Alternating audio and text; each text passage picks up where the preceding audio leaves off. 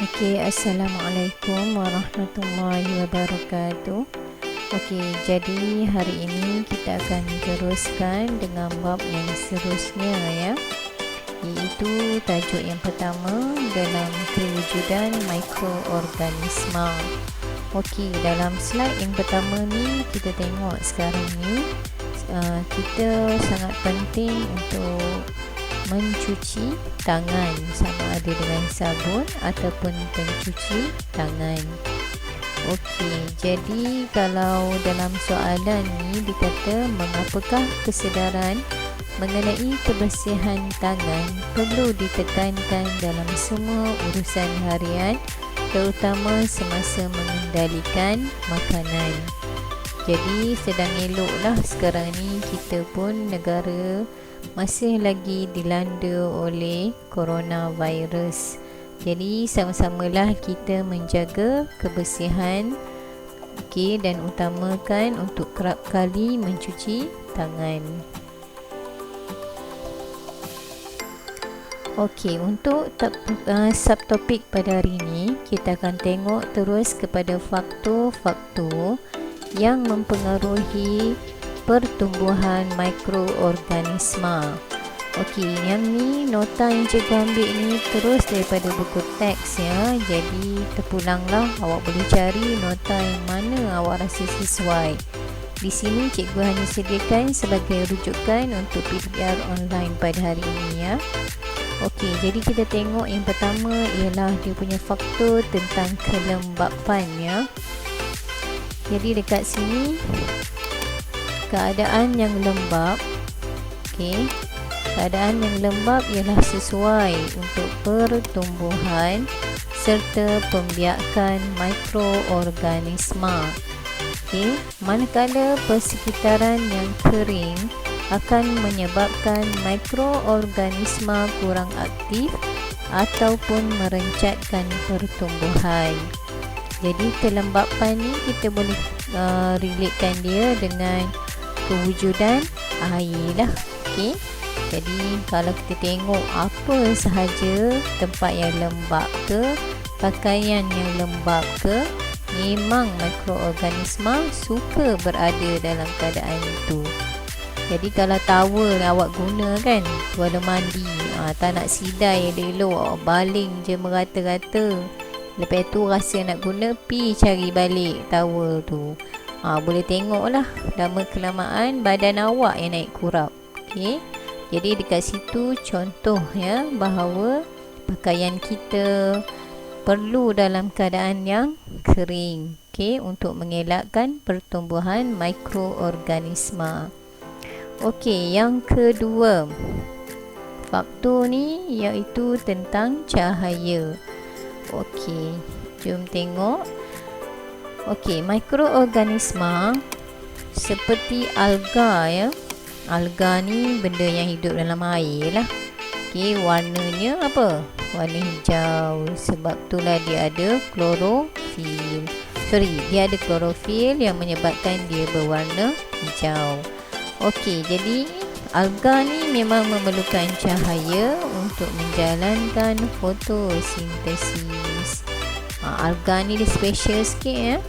Dia berwarna hijau. Jadi dia ada klorofil, so dia boleh menjalankan proses fotosintesis. Untuk yang mikroorganisma macam kulat, bakteria, yang ni pula terbalik. Dia lebih baik dalam keadaan yang gelap. Jadi pendedahan kepada cahaya ultra ungu akan membunuh mikroorganisma. Sebab itulah beza. Cikgu ni bagi contoh yang mudah untuk kita faham ya. Kalaulah awak jemur stokin lah. Stokin ni kita selalu pakai stokin ke sarung tangan, hand sock tu kan. Cubalah beza kalau kita jemur dalam bawah rumah ataupun di bawah cahaya matahari. Kalau stokin ke sarung tangan, hand sock ni yang wanita selalu pakai kan, yang tu kita akan cepat gatal. Sebab apa? Sebabnya kalau kita jemur dalam rumah, dia tambah kelembapan, memang dia kering. Tapi kalau kita jemur pakaian ni bawah matahari, dia punya nak pertumbuhan mikroorganisma tu lagi kurang. Sebab itulah kalau stokin ke, sarung tangan ke, kita cepat nak rasa gatal. Itu cikgu sendiri yang mengalami. Kalau setengah orang mungkin keadaan alergiknya lebih lain lah. Teruskan. Faktor yang seterusnya ialah nilai pH. Nilai pH ni kadang ada pelajar yang dia tahu apa maksud pH. Ada yang tak tahu benda lah pH ni kan. So pH ni dia melibatkan sama ada bahan tu neutral ataupun asid ataupun alkali. Jadi tak payah nak fikir banyak, cuma tahu bahawa mikroorganisma pH yang paling dia suka ialah pH 7, iaitu pH neutral. Sebab itulah dalam nota ni dia bagi tahu ya, nilai pH 7 merupakan nilai pH optimum bagi pertumbuhan kebanyakan mikroorganisma. Terdapat sebahagian mikroorganisma yang dapat hidup di persekitaran yang sedikit berasid ataupun sedikit beralkali. Jadi maksudnya, kalau dia tanya apakah nilai pH yang paling mikroorganisma suka, jawapannya adalah pH 7, iaitu pH neutral. Sekarang kita pergi kepada faktor yang seterusnya, faktor yang keempat, iaitu nutrien. Nutrien ni kalau bahasa pasarnya kita panggil dia sebagai makanan. Jadi dekat sini kadar pertumbuhan mikroorganisma dia akan meningkat dengan kehadiran nutrien yang cukup. Kalau ada makanan cukup, macam manusia lah kan, sukalah koma, sah-sah lah dia pun hidup dengan baik. Jadi kadar pertumbuhan mikroorganisma akan terencat walaupun dengan kehadiran nutrien. Tapi masih lagi ada kelemahan. Walaupun ada makanan, tapi kalau faktor lain macam kelembapan, cahaya, suhu serta nilai pH terhad. Terhad ni maksudnya kalau benda yang lembab ni, cahaya, suhu dan pH ni terhad, maksudnya yang tak cukup untuk dia. Walaupun makanan banyak, dia akan terencat. Sambung pada faktor yang terakhir, iaitu berkenaan dengan suhu. Suhu ni kalau kita tengok, suhu ni kalau kita tengok kan, dia suhu yang bakteria ataupun mikroorganisma paling suka ialah antara 35 hingga 40 darjah Celsius. Jadi merupakan suhu optimum bagi pertumbuhan mikroorganisma. Kalau badan manusia, kita punya suhu yang biasa normal ialah 37 darjah Celsius. Sebab itulah kita sekarang ni kalau demam sesama ke, demam biasa ke, disebabkan oleh jangkitan apa-apa, jangkitan bakteria,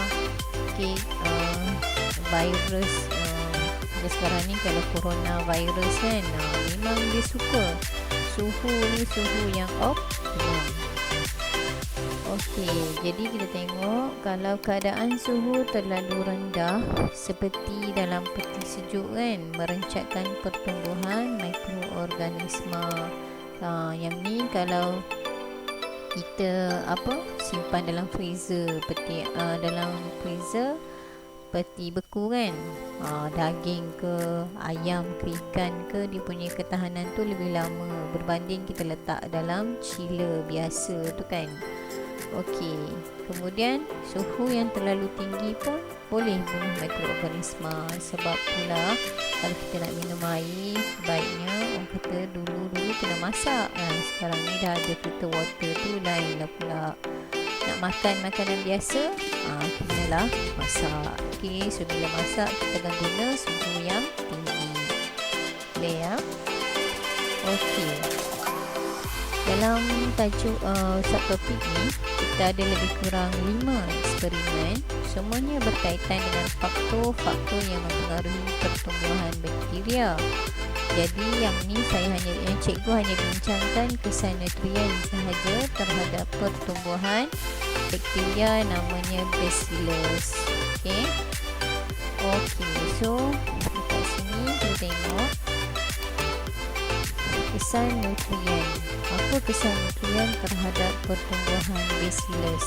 Bacillus ni salah satu nama untuk bakteria lah. Jadi dalam makmal kita akan guna bakteria Bacillus ni. Okey, tengok dulu tujuan ialah untuk mengkaji kesan nutrien terhadap pertumbuhan Bacillus. Okey. Pernyataan masalah, apakah kesan nutrien terhadap pertumbuhan? Okey, hipotesis, bakteria ataupun mikroorganisma dia memerlukan nutrien untuk pertumbuhan.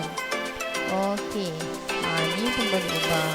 Ingat ya, dalam laporan makmal selalu suka ditanya tentang boleh ubah. Okey, dimanipulasi.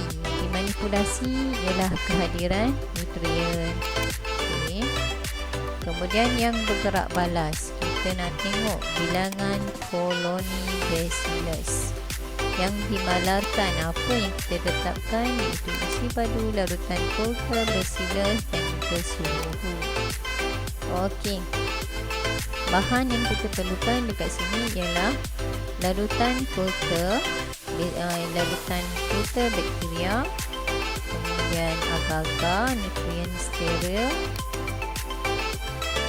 Yang ni tak apa, dalam makmal selalunya membantu makmal semua dah tahu dah. Awak akan jumpa lah benda ni kalau sempat buat eksperimen ya. Kemudian agar-agar tanpa nutrien steril dan juga filter cellophane. Okey, ni bahan radas kita guna 2 piring petri dan juga penutup yang berlabel A dan B serta dawai telur. Okey, dekat sini kita tengok ada 2 piring petri yang berlabel A1, yang berlabel B1. Dalam A kita letak bakteria ni, larutan kultur bakteria dan juga agar-agar nutrien. Ada makanan lah maksudnya kat sini kan. Okey, yang ni pula kultur bakteria tapi agar-agar tanpa nutrien steril. Nampak tu? Ada perkataan tanpa, maksudnya tak ada makanan lah kat sini kan. Okey, so pemerhatian. Piring petri, kehadiran nutrien. Yang ni ada, yang ni tak ada. Jadi bilangan koloni agak-agak macam mana? Kalau yang ada ni banyak ke sikit? Salah yang ni banyak. Cikgu buat anak panah ke atas ni mewakili banyak. Ataupun guna huruf I je lah. Okey. Okey, so kita pergi. Bilangan koloni kat sini banyak huruf B Okey. Yang ni pula yang tak ada bilangan yang tiada yang tiada nutrien, kita akan guna sedikit. Letak sedikit lah sebab kita dah letak bakteria dalam tu, cuma kita nak tengok dia bertambah ke macam mana. Okey, soalan yang ada ni pelajar. Okey, jadi adakah hipotesis diterima? Okey, kita tengok balik hipotesis tadi. Dia kata Bacillus subtilis ni memerlukan nutrien untuk pertumbuhan. Jadi betul lah kan? So kita punya jawapan ialah ya, hipotesis diterima. Apakah kesimpulan eksperimen ni? jawab je lah balik, salin je balik dia punya hipotesis, iaitu bakteria Staphylococcus memerlukan nutrien untuk pertumbuhan. Okey, jadi tadi ingat ya, untuk piring petri yang ada bilangan koloni dia banyak. Untuk yang ni tadi yang tiada nutrien, dia akan jadi sedikit. Okey, soalan yang ni boleh masuk dalam bahagian perbincangan. Untuk laporan makmal tu boleh tambah je.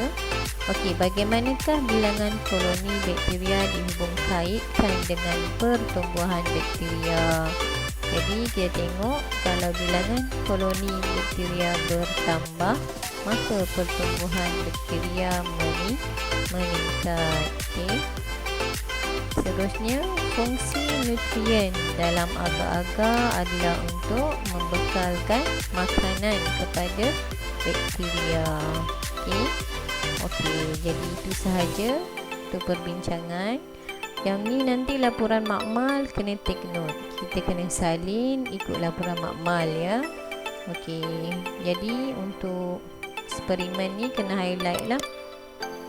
Okey, iaitu kesan nutrien terhadap pertumbuhan Bacillus subtilis. Okey, jadi itu sahaja untuk subtopik pada kali ini. Jadi insya-Allah kita akan bertemu lagi dalam video seterusnya. Assalamualaikum dan selamat sejahtera.